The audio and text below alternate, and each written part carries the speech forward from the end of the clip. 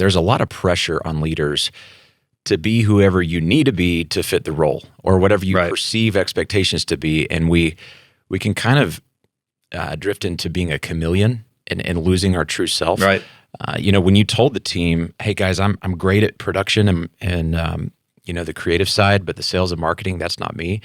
I mean, it'd be very natural to feel like, but I need to be good at sales and marketing to garner the respect of this team. But you went the other direction. You just called out, "Hey, this is a weakness of mine." It takes a lot of self-awareness to do that. Say more about that. Well, for me as a leadership guy, and I know you're there too, it's like emotional intelligence is the baseline. Like it is when people say, "Where do I start with leadership?" I go, EQ. Grow your EQ, because what Daniel Goleman's research said in the mid-90s was one of the first times there was actual research saying, and data, that the best leaders in the world know how to lead people best. Not necessarily projects, not necessarily spaces. I knew that I could lead the sales and marketing people, but I didn't have the skill set to know which software was best or how to get the word out best. But I know how to lead those people. And what you find is there's a grace for leaders who are awesome at leading. And if you're just honest about the realities. Now, this is where a lot of leaders stop with their emotional intelligence, is they move from social self-awareness to self-management. So many leaders are self-aware, but they never move to self-management, which is behavior change, right? So I can sit all day long and say, well, I'm not good at sales, so peace out, good luck, go figure it out. I still have to grow in that. I still have to lead them. And so, but I'll never be an expert at it. I'll be a 10% guy who can make sure the team is going the right direction. So yeah, I think you're exactly right. And I even write about that at the beginning of this book, is that if you don't lead from your truest self, you are going to get crushed by this new role. And you trying to be somebody you're not is not the answer to that solution. So you talk about coming into this new role, and you told the team, Brad is a great guy. He's a friend. Fortunately, things were, on good terms with you guys. And you even mentioned he was an instrumental part of you being set up for success going forward. But there's kind of this awkward space early on of honoring the past, but then not being stuck there. You talk about this in the book. We want to make sure that we don't lose certain things, but then we're also intentionally trying to disrupt some things. I mean, that's oftentimes the reason we need new leadership, is we expect things to change and become different. How do we balance and navigate that tension?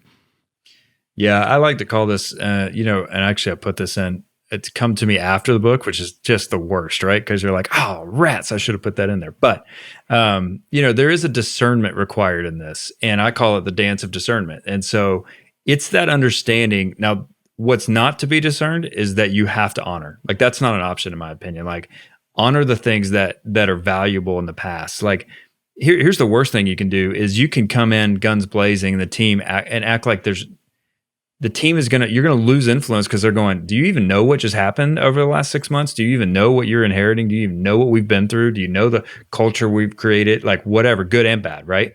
And so if you just act like that doesn't exist, and you're just like, here's the new way, here's where we're going, you're gonna lose influence. I believe that with all my heart, and a lot of that's that emotional intelligence piece coming in.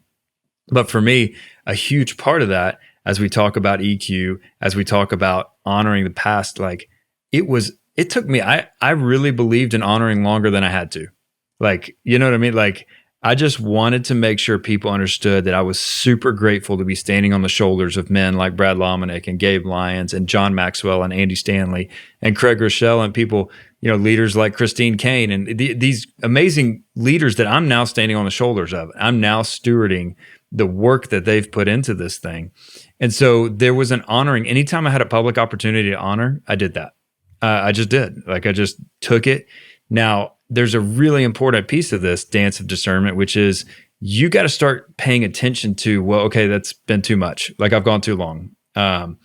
It's time to move on, right? And some of that, we talk about that a little bit later in the book. But I think the key is having this kind of radar up going, I'm going to honor who came before me, good, the things that we love about where we're headed, the things that were created in the past that we're going to carry forward. It's really critical that we pick and honor the right things.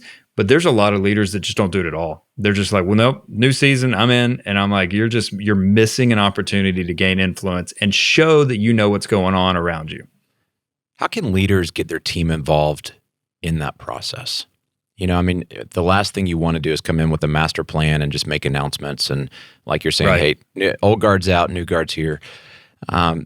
It occurs to me there are things the team even knows about what we want to retain from our culture that has been up to this point. How do we create that buy-in and get the conversations going in a way that honors the team and helping be a part of the transition? Yeah, I know you're going to think this is super simple, and as a matter of fact, like this whole book is simple. That's why I did it. Actually, I had a 2-star review on Amazon that said this book's too simple, and I'm like, well, then you missed the first chapter, because that's literally what I talk about is that we overcomplicate leadership quite often, right? I just kind of have this principle I like to live by when leading a team is I don't want any rhetorical meetings. And I call them rhetorical meetings because it's basically the idea that I've already decided what I'm doing. I'm collaborating with you in air quotes so that you feel like you've got a voice to this thing, but the decision's already been made. And so that's just a bad leadership from the get-go, especially if you do that early on where they recognize you're just doing this to check off your list that you've collaborated with us. And so I would say that's a good starting point. Don't have any rhetorical meetings. Now to simplify this, ask them, hey guys, what did you love about being here in the past? What are we best at in your opinion? Like, show us, teach me what you think is the DNA that has to stay the same. Teach me what you think is what separates us from the company down the street that does the same thing.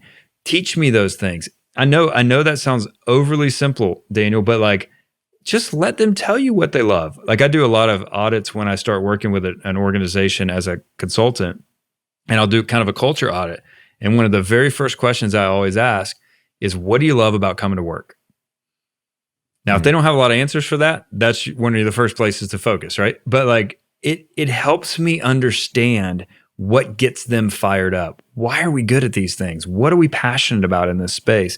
And so I would simplify the question and just go, just ask them what makes this place great.